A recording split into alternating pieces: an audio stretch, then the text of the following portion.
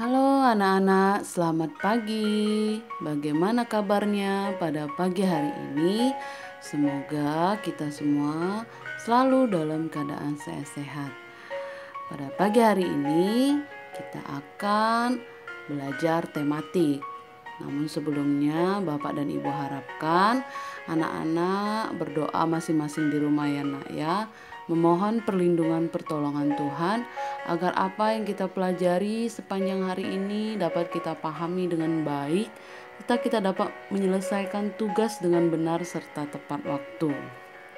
Setelah anak-anak berdoa, kita akan memulai pembelajaran kita hari ini, yaitu kita akan belajar tema 6, panas dan perpindahannya.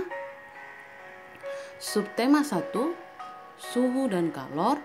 Pembelajaran 1 dan 2. Nah, kita akan membahas 3 KD. KD yang pertama, KD 3.3 tentang teks eksplanasi. Kemudian 3.6 kita akan membahas sumber energi panas dan perubahan wujud benda. Kemudian KD 3.2 kita akan membahas tangga nada pentatonis. Nah, untuk yang pertama KD 3.3 kita akan belajar tentang mengetahui pengertian dan cara menulis teks eksplanasi. Nah, pengertian teks eksplanasi merupakan teks yang berisi penjelasan tentang berbagai peristiwa yang terjadi sekitar kita. Teks eksplanasi disajikan harus sesuai fakta, ya, sama seperti teks non fiksi. Nah, teks eksplanasi itu memiliki perbedaan, yaitu dia memiliki struktur, yaitu pernyataannya umum, deretan penjelasnya ada, kemudian ada kesimpulan di dalamnya. Nah, itulah struktur yang dimiliki oleh teks eksplanasi, ya. Yang pertama, pernyataannya umum, deretan penjelasnya ada, kemudian kesimpulan. Nah, itulah struktur teks eksplanasi. Nah, bagaimana cara membuat ringkasan dari teks eksplanasi? Nah, ada hal-hal yang perlu diperhatikan. Yang pertama, bacalah dulu teks eksplanasi tersebut secara keseluruhan dengan seksama. Kemudian catat gagasan utama dari setiap paragraf.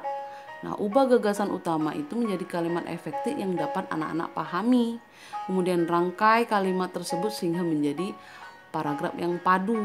Pastikan menggunakan kosakata baku dan ejaan yang sesuai dengan pedoman umum ejaan bahasa Indonesia. Ya. Nah, itulah cara meringkas teks eksplanasi. Ya, pertama baca keseluruhan, kemudian anak-anak ambil poin utama dari setiap paragraf. Anak-anak boleh ubah menjadi kalimat yang efektif sesuai dengan yang anak-anak pahami, tapi jangan lupa sesuai dengan kosakata baku dan ejaan yang sesuai dengan pedoman umum ejaan bahasa Indonesia, ya. Bagaimana contoh teks eksplanasi? Nah, seperti ini contoh teks eksplanasi ya, nak ya. Nah, seperti sumber energi panas. Nah, anak-anak bisa baca secara keseluruhan semua ya, ada 4 paragraf. Kemudian anak-anak ambil poin dari setiap paragrafnya. Nah, coba lihat yang pertama. Nah, di sini dijelaskan paragraf pertama bahwa sumber energi panas itu pengertiannya apa, kemudian contohnya. Nah, setelah kita mengetahui pengertiannya, ternyata di paragraf pertama itu menjelaskan contoh sumber energi panas yaitu matahari. Kemudian paragraf kedua, manfaat dari energi panas matahari.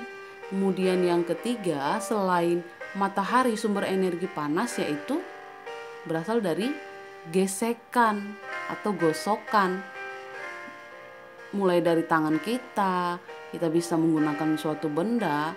Nah, itu juga memiliki sumber energi panas. Nah, ketika anak-anak menggosokkan tangan, itu lama-lama akan menjadi panas. Nah, itu juga merupakan sumber energi panas. Kemudian paragraf keempat itu menjelaskan bahwa sumber energi panas selain matahari, selain gesekan, ada juga yaitu api. Nah, inilah kemudian poin-poin penting dari setiap paragraf anak-anak rangkai sehingga menjadi sebuah kesimpulan yang anak-anak pahami. Jadi sumber energi panas adalah benda yang dapat menghasilkan energi panas. Contohnya matahari, kemudian gesekan atau gosokan, serta api. Nah, boleh anak-anak tambahkan sehingga menjadi kesimpulan yang baik dan benar ya, sehingga anak-anak mengerti dari teks eksplanasi ini. Kemudian contoh yang lainnya ada berjudul perbedaan suhu dan panas. Nah, sama seperti yang tadi, anak-anak bisa membaca secara keseluruhan. Bisa anak-anak lihat paragraf pertama ini menjelaskan bahwa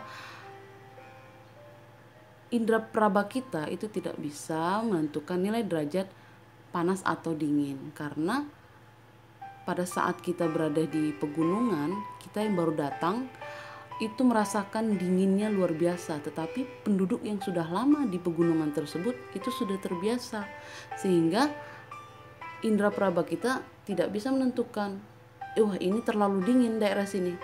Belum tentu, karena penduduk yang ada di daerah tersebut tidak merasakan dingin karena sudah terbiasa, sehingga indera peraba kita tidak bisa menentukan nilai derajat panas atau dingin. Nah, kemudian paragraf kedua itu membuktikan bahwa indera kita itu tidak bisa mengukur derajat panas. Ada ilmu pengetahuan yang menyatakan tingkat yang dapat menentukan nilai derajat suatu keadaan ya, yaitu suatu besaran yang disebut suhu atau temperatur. Kemudian paragraf ketiga itu menjelaskan bahwa panas dan suhu itu berbeda. Apa perbedaannya? Kalau panas itu merupakan salah satu energi yang dapat diterima dan dilepaskan oleh suatu benda. Ya, kalau suhu adalah besaran yang menyatakan derajat panas tersebut. Ya, satuan suhu yang digunakan di Indonesia yaitu derajat Celcius. Nah, itulah teks eksplanasi dari judul perbedaan suhu dan panas. Nah, selain anak-anak dapat menambah ilmu, anak-anak bisa membuat kesimpulan dari setiap teks eksplanasi yang anak-anak baca. Nah, sehingga anak-anak lebih lihai, lebih pandai dalam mengambil poin-poin dari teks yang anak-anak baca, ya. Nah, dari penjelasan yang sudah kita baca, sumber energi panas, kita sudah mengetahui pengertiannya, kemudian dapat kita ambil contohnya apa saja sumber energi panas. Nah, kita dapat menjelaskan kembali cara mengidentifikasi sumber energi panas pada benda-benda di sekitar. Nah, bagaimana caranya? Kita dapat merasakan energi panas karena terjadinya perpindahan panas. Ya, seperti pada gambar berikut ini. Nah, kita dapat merasakan panas, air panas di dalam gelas ini karena adanya sendok. Ya, sendok yang berbentuk logam. Ketika kita pegang sendok ini, maka kita dapat merasakan panas yang ada di dalam gelas. Nah, itulah cara kita mengidentifikasi sumber energi panas pada benda-benda di sekitar kita, ya. Karena panas dapat berpindah melalui benda-benda logam. Nah, seperti sendok berikut ini. Nah, sumber energi panas yang digunakan dalam aktivitas gambar berikut ini apa? Yaitu air panas, ya, sumber energi panasnya yaitu air panas. Kemudian, nah, manakah yang merupakan sumber energi panas pada gambar berikut ini? Nah, mana sumber energi panasnya? Nah, api ya nak ya, ini api ya. Kemudian benar, kita dapat kembali mengetahui dan lebih memahami sumber energi panas, apa itu pengertiannya, dan kita dapat menambah lebih apa saja contoh sumber energi panas. Nah, simak ya nak ya.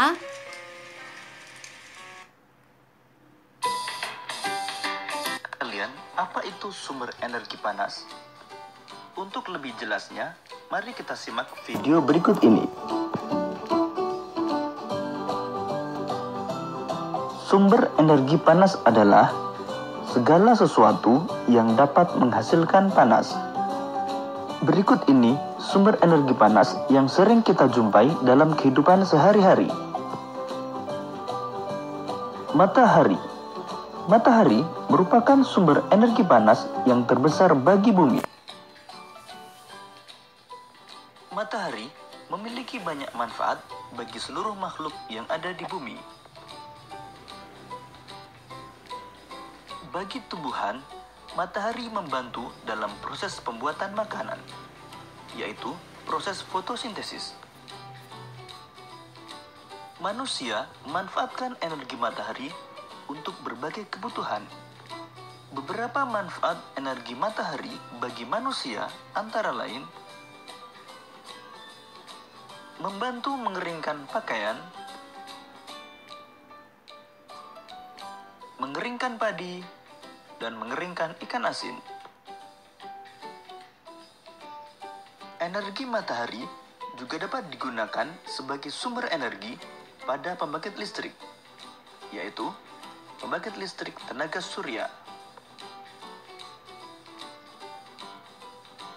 Sumber energi panas berikutnya adalah api. Api adalah cahaya dan panas yang dikeluarkan bila sesuatu terbakar. Api dapat berasal dari kompor yang biasa digunakan untuk memasak. Api tersebut dapat berasal dari bahan bakar minyak tanah, batu bara, atau gas LPG.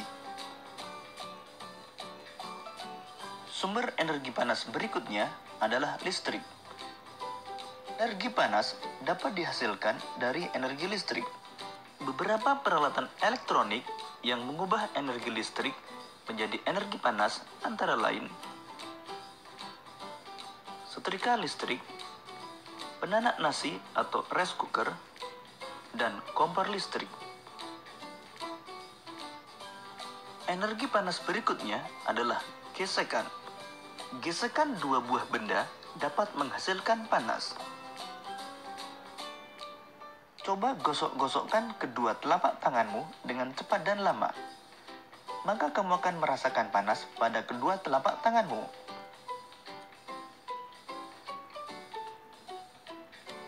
Pada zaman dahulu, sebelum ditemukan korek api seperti sekarang ini, manusia menghasilkan api dengan menggesekkan dua buah benda. Benda yang biasa digunakan adalah kayu dengan kayu atau batu dengan batu. Sumber energi panas berikutnya adalah panas bumi.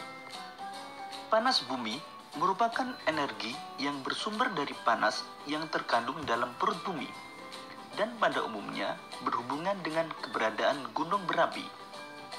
Panas bumi juga berasal dari panas matahari yang diserap oleh permukaan bumi. Tahukah kalian bahwa Indonesia adalah negara dengan cadangan energi panas bumi terbesar di dunia? Energi panas bumi dapat dijadikan sebagai sumber energi listrik untuk kebutuhan rumah tangga dan industri. Jadi, apa saja sumber energi panas yang kita temui dalam kehidupan sehari-hari? Pertama, matahari. Kedua, api. 3, listrik. 4, gesekan. Dan 5, panas bumi. Nah, itulah tadi penjelasan sumber energi yang dapat kita pahami ya. Selain yang sudah kita jelaskan tadi, ada tambahan, yaitu panas bumi dan listrik ya. Jadi sumber energi panas yang dapat kita temui di kehidupan kita sehari-hari yaitu matahari, api, listrik, gesekan, dan panas bumi ya.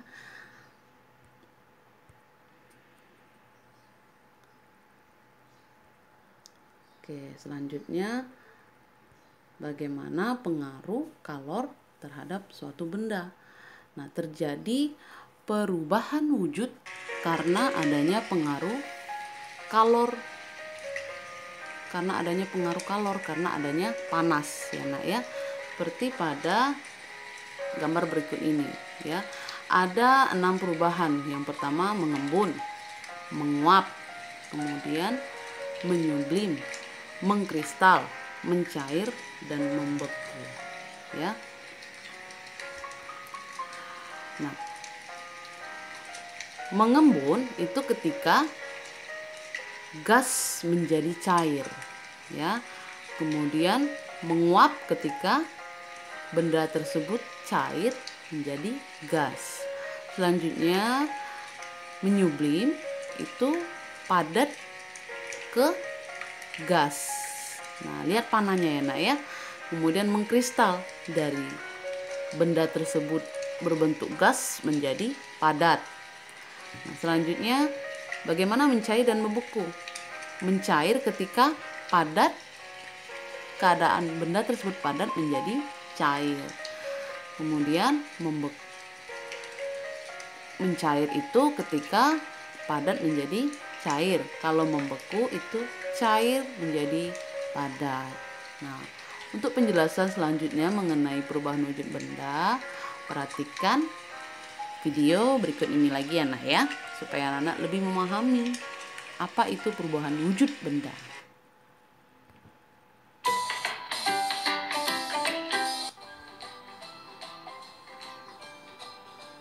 Nah, ada 6 perubahan wujud benda ya nak ya.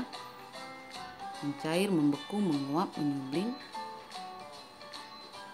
Perubahan wujud benda merupakan perubahan bentuk pada benda yang terjadi karena peristiwa penyerapan atau pelepasan kalor.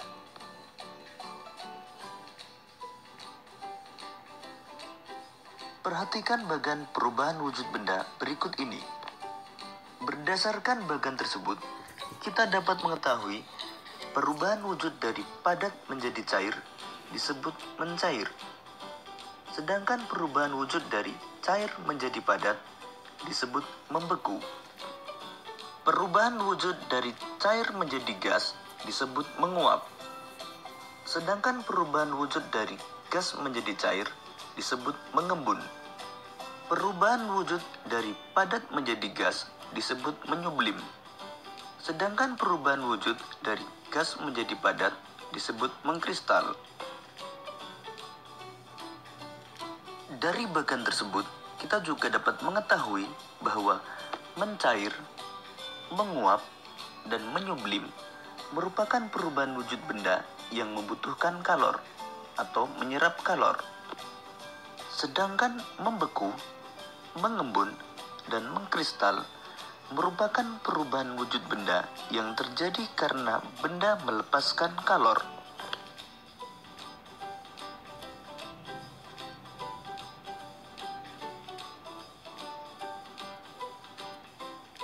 Mencair merupakan perubahan wujud dari padat menjadi cair. Contoh peristiwa mencair antara lain es batu yang dibiarkan di ruang terbuka, lilin yang dipanaskan,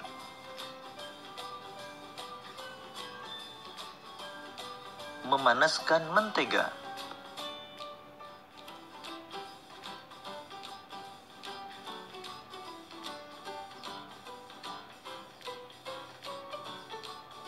membeku merupakan perubahan wujud dari cair menjadi padat.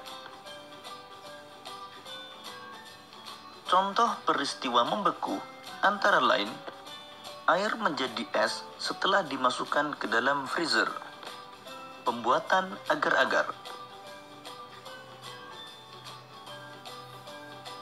Boleh sambil dicatat ya nak ya. Menguap merupakan perubahan wujud dari cair menjadi gas. Contoh peristiwa menguap antara lain air yang dipanaskan hingga mendidih akan menghasilkan uap air. Menjemur pakaian basah, pakaian menjadi kering karena air pada pakaian menguap menjadi uap air.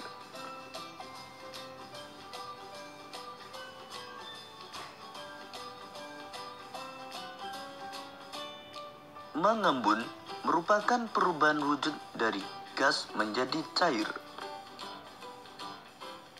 Contoh peristiwa mengembun antara lain terbentuknya embun di pagi hari, adanya titik-titik air di bagian luar gelas yang berisi es,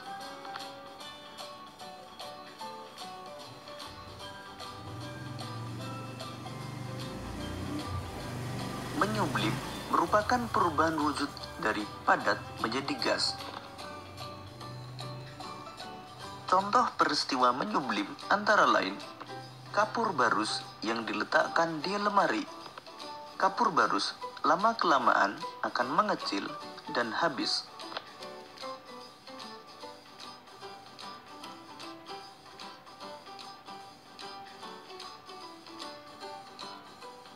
Mengkristal merupakan perubahan wujud dari gas menjadi padat.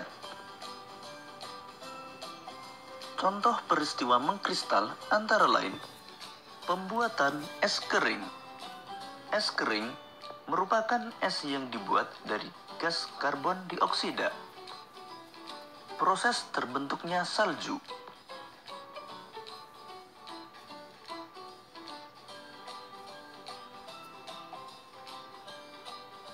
Demikian tadi materi tentang perubahan wujud benda.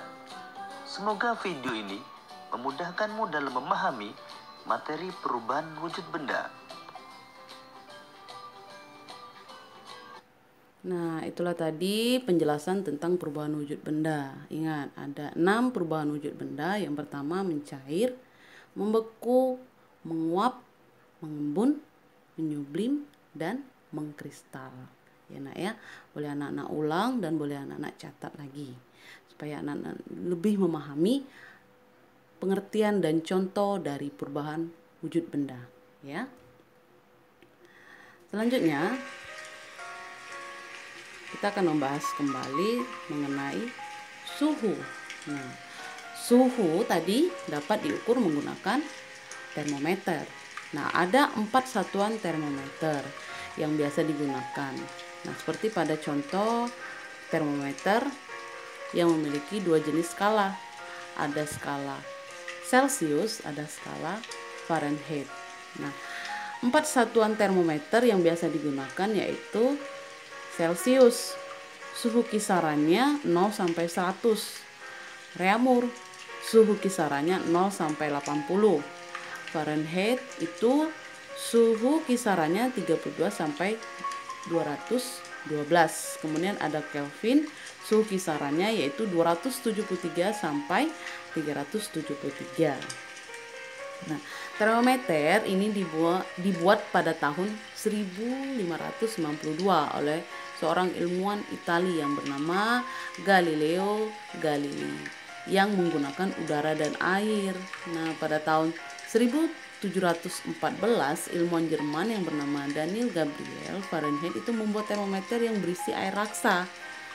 Nah, ilmuwan Swedia bernama Andreas Celsius itu menemukan termometer yang menggunakan skala ukuran 100. Nah, di Indonesia termometer yang banyak digunakan saat ini adalah termometer Celsius yang menggunakan ukuran kisarannya antara 0 hingga 100 derajat. Nah, ya. Kemudian prinsip kerja termometer cukup sederhana ya. Air yang ada di dalam botol, air yang ada di dalam termometer tersebut yaitu air raksa itu menerima energi panas, memuai karena menerima energi panas. Nah, salah satu contoh penggunaan energi panas dalam kehidupan sehari-hari seperti di Bali. Para pembuat gamelan itu menggunakan energi panas untuk membuat bilah-bilah logam yang digunakan dalam alat musik gamelan. Ternyata alat musik gamelan itu menggunakan energi panas sehingga menghasilkan suatu bunyi. Nah, pada percakapan ini penasaran teman-temannya, seperti apa sih gamelan? Nah, kita harus mengetahui dulu apa itu gamelan. Nah, ini contohnya ya nak ya. Gamelan adalah sekumpulan alat musik tradisional. Setiap alat musik yang ada pada gamelan itu menghasilkan bunyi yang berbeda-beda, ya, seperti gong dan bona.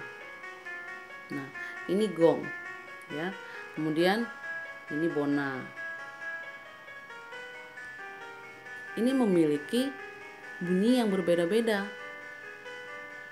Nah, gamelan ini digunakan untuk mengiringi beberapa lagu.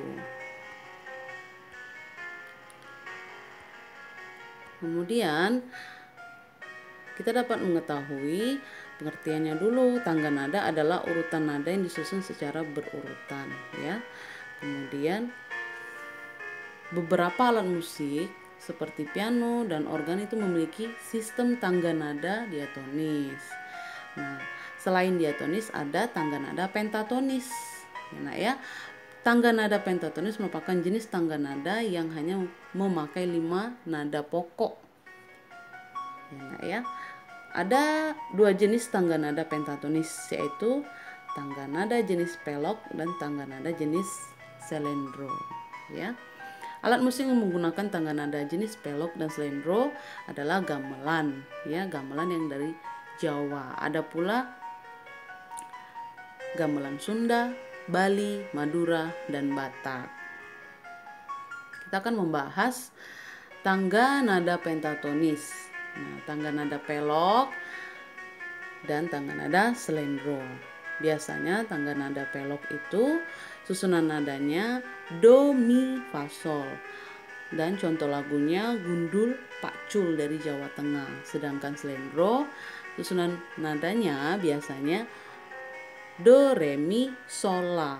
Lagunya contohnya biasanya Cuplak-cuplak suweng dari Jawa Tengah. Ini memberikan kesan gembira dan lincah, ya. Nah, kita akan membahas lagi tangga nada pentatonis. Tangga nada pentatonis adalah tangga nada yang terdiri dari 5 nada pokok, ya. Penta itu artinya 5. Ton itu artinya nada. Pentatonis artinya 5 nada pokok.